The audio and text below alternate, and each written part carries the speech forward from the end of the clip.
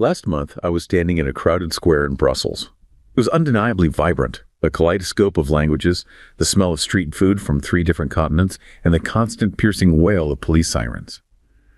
There was an energy there, but also a palpable underlying tension, that involuntary instinct to check your back pocket every time someone brushes past you. A few days later, I found myself in a residential neighborhood on the outskirts of Osaka. The contrast was almost eerie. It was so quiet you could hear the hum of a lone vending machine from a block away. I watched a girl, no older than 6, walking home from school entirely alone. No parents, no supervision, just a small child navigating a world that, according to every economic metric we use in the West, is supposed to be in a state of terminal collapse. We're told, almost as a religious dogma, that a nation must grow or perish. The growth myth insists that without a massive, constant influx of new labor, a society will crumble into poverty and irrelevance. Japan has heard these warnings for 30 years, and they have effectively looked the world in the eye and said, no thank you. They've watched the vibrancy of cities like London and Paris, weighed the economic boost of mass immigration against the silence of their own streets, and made a calculation that most Westerners find unthinkable. They've chosen a graceful, orderly contraction over a chaotic, heterogeneous expansion. To the outside observer, the sight of IKEA abandoned houses being reclaimed by forests looks like a tragedy of demographics.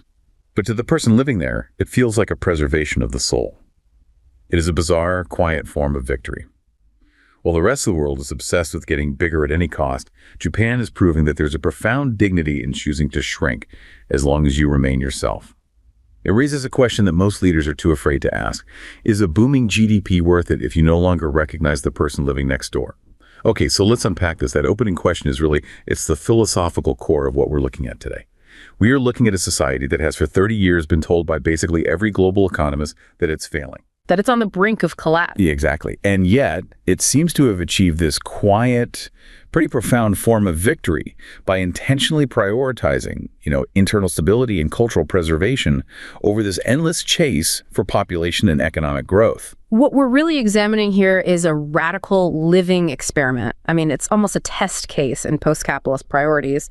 The evidence really suggests Japan has effectively decoupled quality of life from GDP expansion, which is an idea that, most G7 nations would just reject out of hand. They wouldn't even entertain it. Right. So in this deep dive, we're going to explore 3 core pillars of this.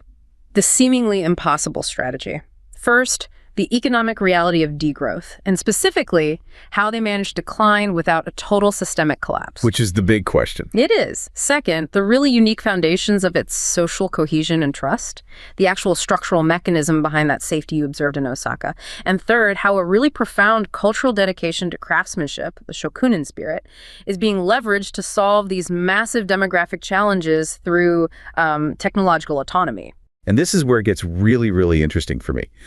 We're exploring whether the stability and that silence you find in places like Osaka are truly worth the cost of shrinking.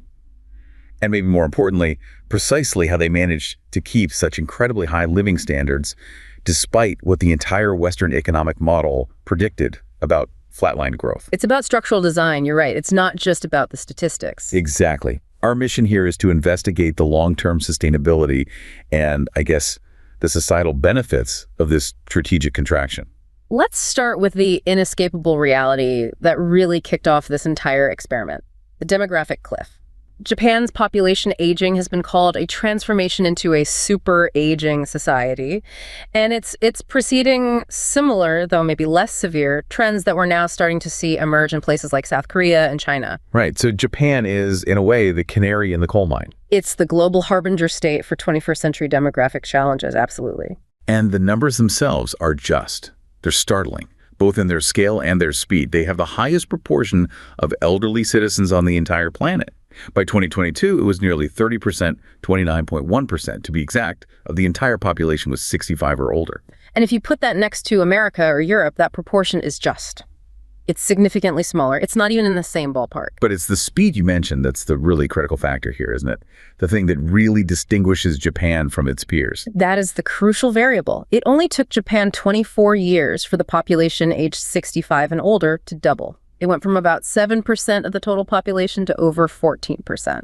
24 years. 24 years. Uh-huh. That's less than a single generation. How does that compare to, say, Europe? Well, let's put that speed in context. You look at France, the same demographic shift took 115 years. Wow. Or Italy, it took 61 years. So Japan is aging nearly 5 times faster than France did. Let's just pause on that speed for a second, because that's not just a footnote. I feel like that defines the entire scale of the challenge. What does that breakneck speed actually mean for policymakers, for their institutions? Well, the socioeconomic consequence of that pace is that they're national institutions.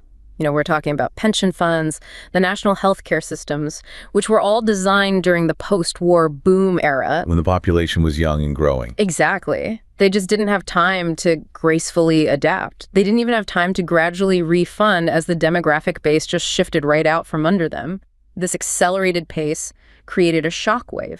So countries with slower transitions, like France, they had over a century to kind of figure out their social security model. A century. Japan got 2 decades. And that momentum means the total population, which peaked back in 2008 at around 128 million, is now projected to shrink by a staggering 16% to 107 million by 2040. And the long-term projections get even more severe. Some analyses suggest the total population could potentially halve by the end of the century.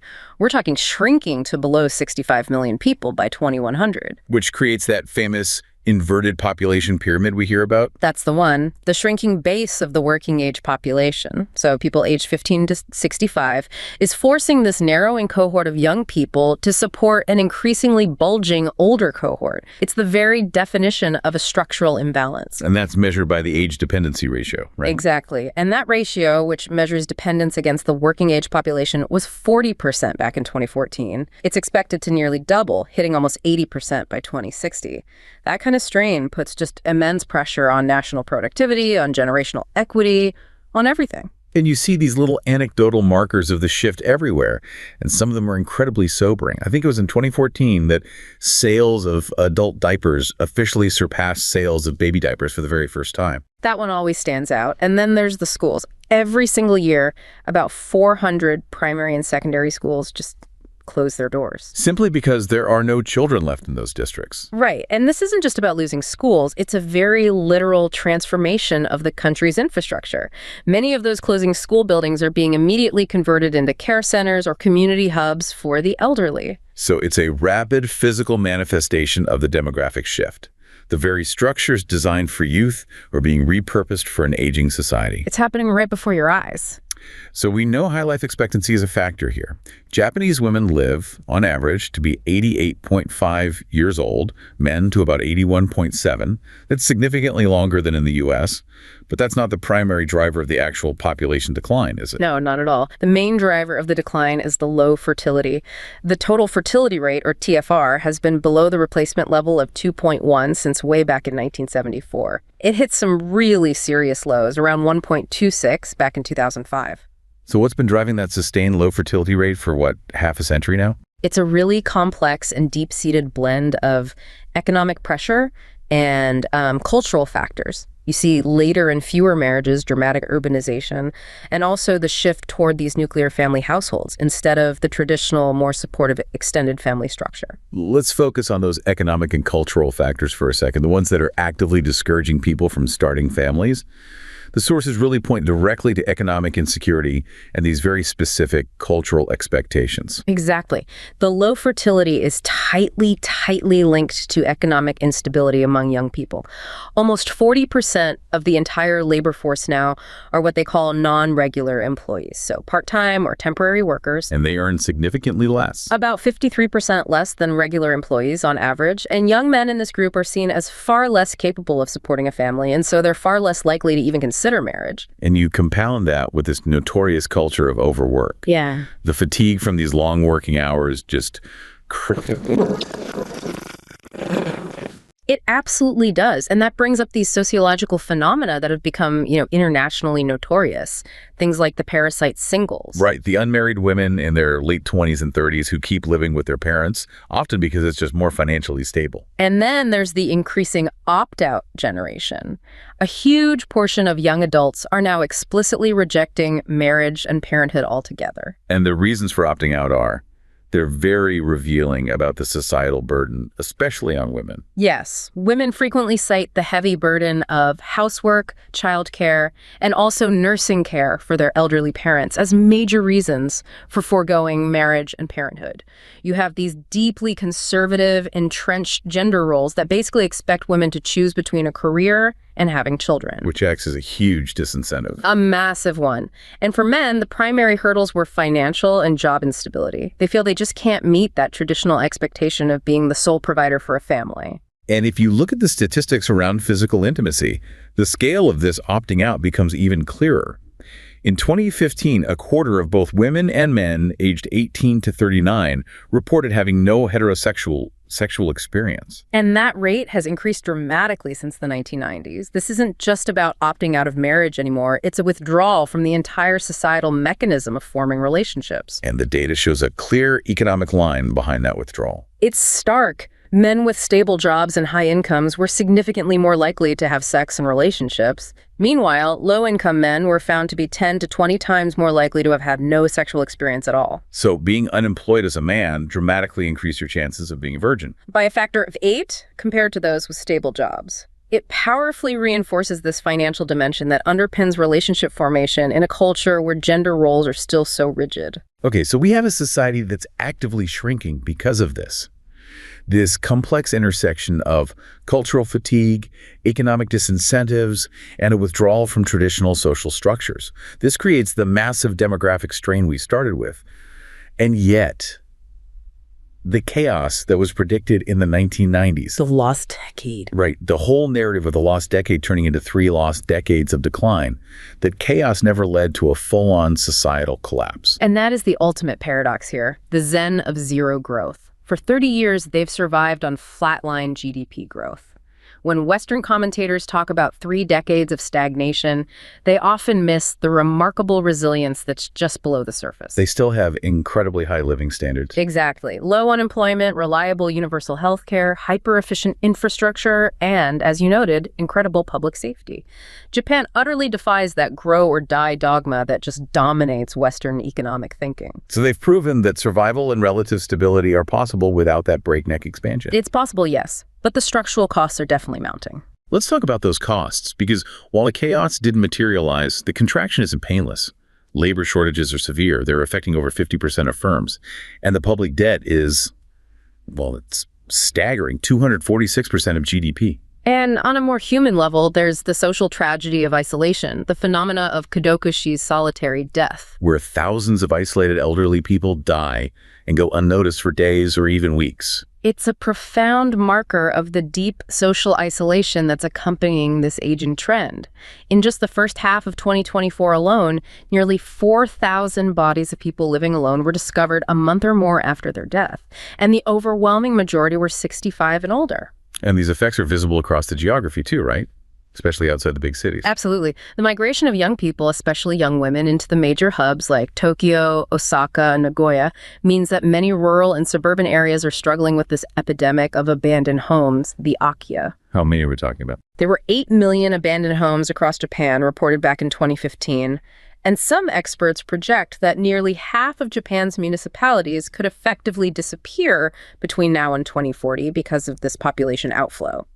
So the government has obviously been forced to try and manage this contraction, to mitigate the social damage through policy? Yes, through very targeted interventions, focusing on 3 things: fertility, retention of workers, and care for the elderly. We saw the beginnings of that with the Gold Plan back in 1990 for welfare services, and then the really crucial introduction of long-term care insurance in 2000. And those measures were designed specifically to reduce the immense burden of care placed on individual families, which, as we just discussed, was a primary reason women were opting out of having children. And then you have the work-life balance initiatives, which are clearly geared toward keeping people in the workforce and incentivizing them to have kids. They passed the Child Care and Family Care Leave law, which allows up to a year of leave plus another 6 months if you can't find childcare. And they've put legal limits on overtime based on employee requests. These are all attempts to soften the cultural demands of overwork. Right. And you also have the long-running initiatives like Womenomics, aimed at boosting female labor participation, though that's really struggled against those entrenched cultural barriers we mentioned. It has. More recently, the focus has become even more targeted. In 2023, the government increased child allowances significantly. They nearly doubled the monthly amount for the third and any subsequent children, covering them from birth all the way to high school. And they established flexible vacation leaves specifically for fathers. Right. This multi-pronged policy focus is clearly trying to keep women and the elderly economically active while attempting, often a bit belatedly, to incentivize larger families. But it's so important to note their stance on immigration here, because that's key to the stability aspect we saw in the opening. While a country like Canada or the US would use mass immigration to counteract low fertility, Japan largely rejects that solution. and that is a deliberate structural choice. It's tied directly to cultural preservation and cohesion. While Japanese attitudes are, broadly neutral on low-level immigration, the dominant view strongly supports temporary, highly skilled work visas. While largely rejecting large influxes of permanent residents, and it's due to fears of crime and a very clear desire to preserve cultural traditions. This preference for internal, self-sufficient solutions forms a crucial link to their entire approach to managing this contraction. They're implicitly signaling that there's a societal cost that comes with rapid cultural change, and they are choosing to pay the economic cost of degrowth instead. That choice of an internal focus leads us directly into what is arguably the most important payoff of this entire strategy: unparalleled social cohesion and safety. This is the difference between that tension I felt in Brussels and the silence in Osaka. The contrast in crime rates between Japan and the West is it's utterly astounding. It truly is an anomaly, and it challenges all of these assumptions of, socioeconomic determinism. Japan's national murder rate stood at 0.2 murders per 100,000 people in 2017. That's the lowest in the entire OECD. And just to reiterate, that's compared to the U.S. rate, which is typically around 5 per 100,000. It's a different world. It is. And the historical trend is what makes this so insightful from a policy perspective. Japan's murder rate has been in this stable, continuous, and just inexorable decline since the post-World War II era. And crucially, this decline seems to be totally unresponsive to economic changes. Fluctuations in poverty, unemployment, inequality, they don't seem to affect it. Whereas the U.S. model, in contrast, shows high volatility. U.S. murder rates tend to shadow the ups and downs of unemployment and poverty trends, which suggests a very strong link between socioeconomic hardship and violence. So in Japan, that link appears to be structurally severed. It does. Even during the lost decade, when you expect stagnation to push marginalized people toward desperation and crime, the murder rates did not increase. They defied all those predicted socioeconomic influences. And we can see this difference so vividly when we compare cities, which is what really brings the policy lesson into focus. The sources use Boston and New York to illustrate the U.S. model and contrast them with Osaka and Tokyo. And the U.S. model adheres fiercely to the hotspots theory of crime. In a city like Boston, for instance, murders are highly geographically concentrated. Only 5% of the street segments absorb the overwhelming majority of gun violence and murder. And those hotspots cluster precisely in areas that are disproportionately affected by inequality neighborhoods like Mattapan, Dorchester, Roxbury. Right, areas often characterized by very low median incomes and high unemployment. Furthermore, the perpetrators are also concentrated and reiterative. In Boston, you have a small percentage of youth aged 15 to 24 who participate in gangs. But those gangs account for half of the city's murders and 70% of the fatal shootings. So it's localized, it's predictable violence, and it's born out of this entrenched inequality in these very specific, geographically defined hotspots. Exactly. Now, you look at the Japanese model, specifically Osaka and Tokyo. Crime, including murder, is spread much more evenly and ubiquitously across the entire geographic landscape.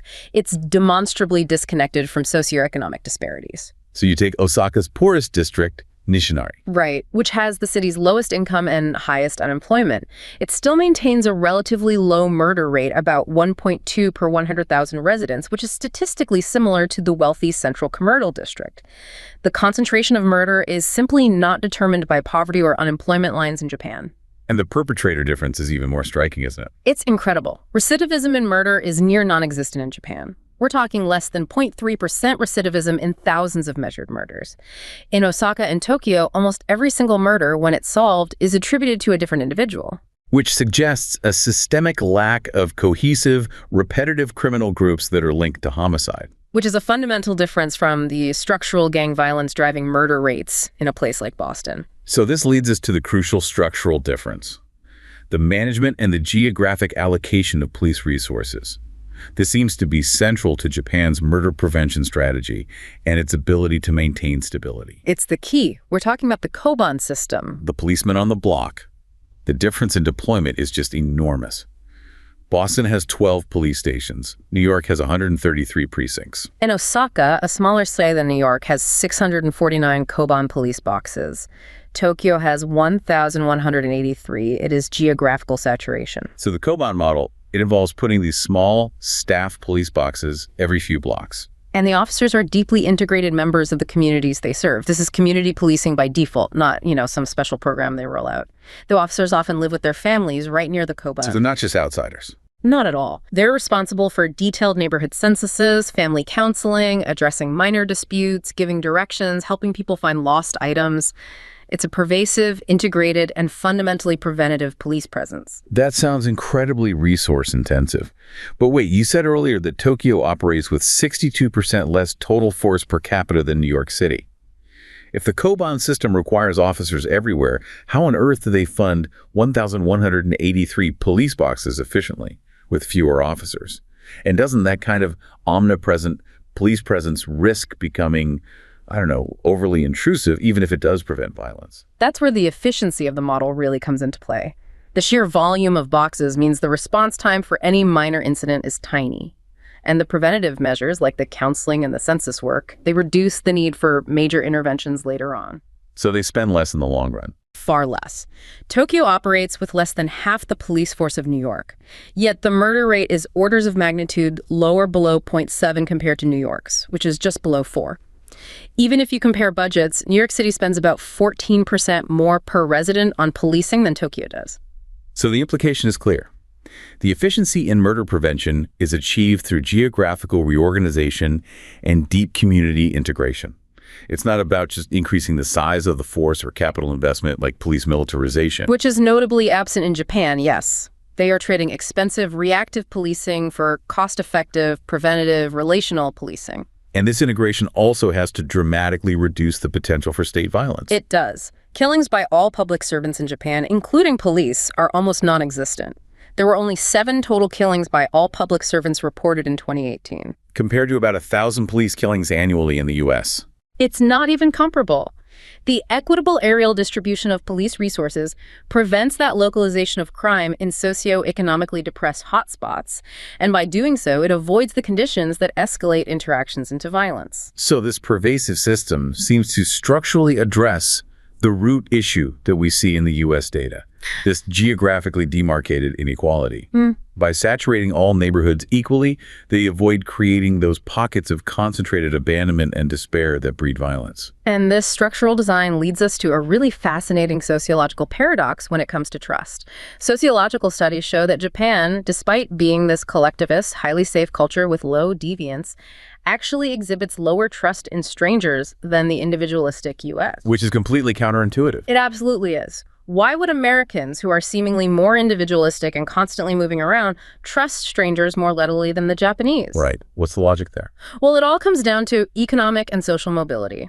The lower social and interfirm mobility in Japan encourages a reliance on what's called parochial loyalty. Meaning you only trust your immediate in-group. Your neighbors, your colleagues, your known network. It's an adaptive mechanism. They avoid open market transactions with outsiders to minimize the transaction costs of potentially being cheated.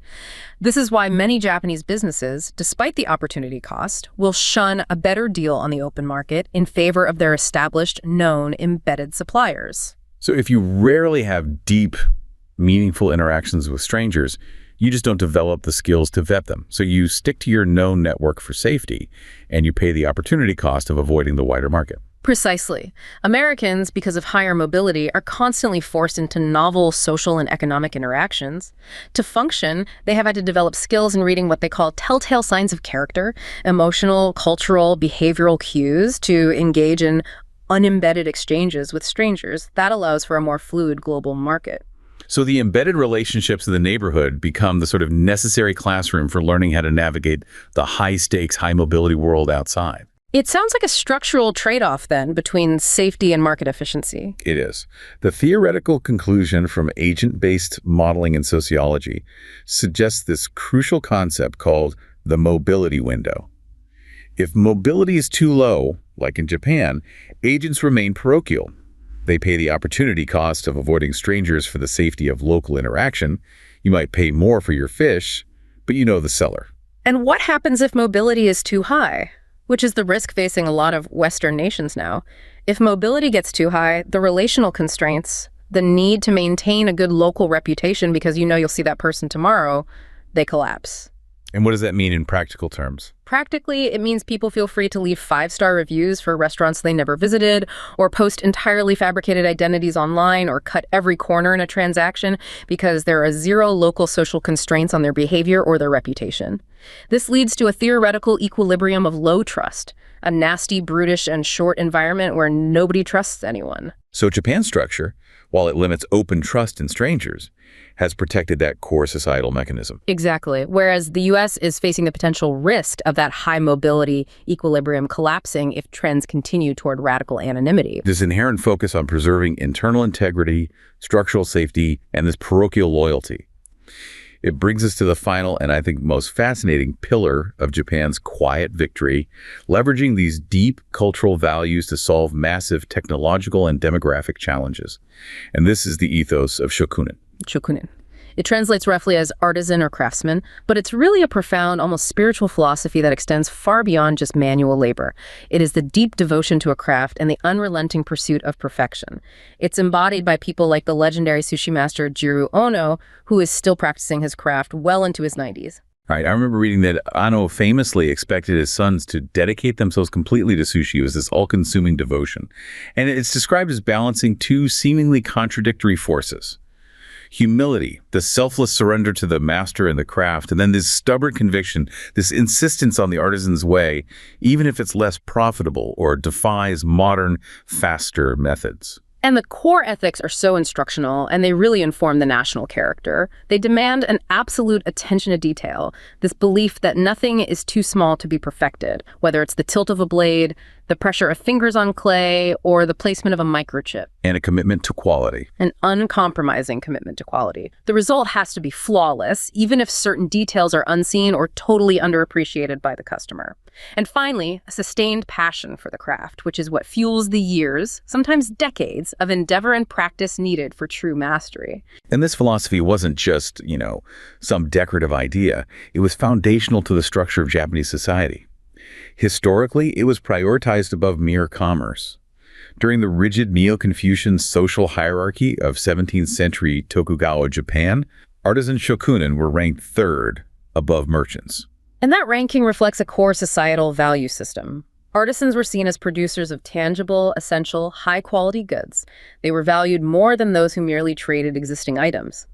This high societal value placed on skilled, precise production is critical to understanding how Japan views technology today. And the transmission of that skill is designed to instill absolute precision and respect for the process.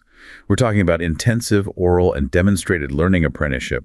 Knowledge isn't written down in standardized manuals. Not at all. Apprentices might spend months, maybe even a year, doing what seem like menial preparatory tasks before they're even allowed to touch the actual craft materials. Imagine spending months learning how to squeeze towels properly or wash rice to your master's exacting standards. So knowledge is preserved through this practiced physical embodiment. Precisely. You see this in the Matsui swordsmith families, 25 generations of secret techniques for controlling the hem and the temper line on the blade. Honoring and refining that ancestral wisdom is the entire goal. But this tradition is definitely under siege in the modern world. We are seeing a rapid dwindling of traditional artisans. Driven by competition from mass production and consumer preference for speed and cost, the convenience economy, handcrafted goods are slow and expensive by definition. Which has spurred this fascinating cultural and industrial adaptation. The Shokunin ethos isn't static. It has permeated high-tech and service industries. You see the concept of kodawari, this uncompromising attention to detail in everything. It permeates the food culture, from the ramen chef perfecting his broth for years to the most exclusive Michelin-starred dining experiences. And this extends into the physical environment and aesthetics too. Modern avant-garde architecture incorporates traditional techniques like wooden joinery or kumiko latticework. High-end interiors still feature artisanal touches like handmade washi paper or Kyoto lacquerware panels. So it proves that these old aesthetics and the demand for handcrafted quality still profoundly shape the modern urban and commercial landscapes. And the fashion industry has adapted as well. Yes, collaborations frequently use legacy techniques like niches, textile weaving, or traditional indigo dyeing in very contemporary, high-fashion products. It shows that reverence for craft remains a powerful market driver. But the most crucial response to the demographic crisis is the industrial translation of this. Japan's famed manufacturing philosophy, monozukuri, literally making things, is the industrial scale application of this artisan ethos. It is the relentless emphasis on continuous improvement, Kaizen pride in workmanship, the zero defect mentality, and stringent quality control. This is the cultural underpinning that gave Japanese cars and electronics their reputation for top-notch, enduring quality. So when they were faced with a labor shortfall, they didn't abandon this ethos, they industrialized it. Exactly. And this link is the key to understanding how they are navigating this labor crunch without resorting to massive, culturally disruptive immigration. Japan is leveraging its technological leadership in robotics and AI as a practical and, crucially, a cultural solution to its shrinking workforce. So the strategic choice to integrate advanced technology isn't just seen as a labor-saving measure. No, it's seen as a natural extension of the Shokunin spirit. It's a commitment to mechanical and industrial perfection. The logic is, if a human cannot achieve zero defects 100% of the time, then the Shokunin commitment demands that a machine, designed with flawless precision, must take over. And this approach reinforces their national autonomy and societal integrity by solving the demographic challenge internally. They are addressing the labor shortfall through technological muscle that's rooted in their cultural reverence for precision. Rather than relying on the vulnerabilities associated with mass immigration that other nations have chosen, it's the ultimate internal optimization, the pursuit of perfection through automation, which maintains both efficiency and homogeneity. So if we connect all three of these pillars to the bigger picture, Japan's journey represents a really deliberate decision to reject the global race for scale and speed. They have structurally protected their society from external economic volatility, which we saw in the murder rates being disconnected from economic cycles, and also from internal social fragmentation. And they achieve this by ubiquitously embedding safety resources through that Koban system, by managing socioeconomic inequality concentration to prevent the emergence of those concentrated crime hotspots. And fundamentally, by investing so deeply in internal technological solutions rooted in their cultural reverence for precision. The Shokunin spirit and monozukuri. This combination of factors is what allows them to sustain these high living standards and this incredible safety, despite the severe demographic headwinds and the flatline GDP growth that in almost any other G7 country would be signaling deep chaos. They've really proven that survival with high integrity and a high quality of life is possible in a post-growth environment. It is. So what does this all mean for you? The lesson here might be that prosperity isn't measured solely by growth charts, but by the social friction, or the lack thereof, that a nation is willing to tolerate. By choosing stability and cohesion over maximum economic expansion, Japan seems to have secured a quiet, deeply safe existence that many high-growth nations can only envy, proving that sometimes choosing to contract can be the most profound form of preservation.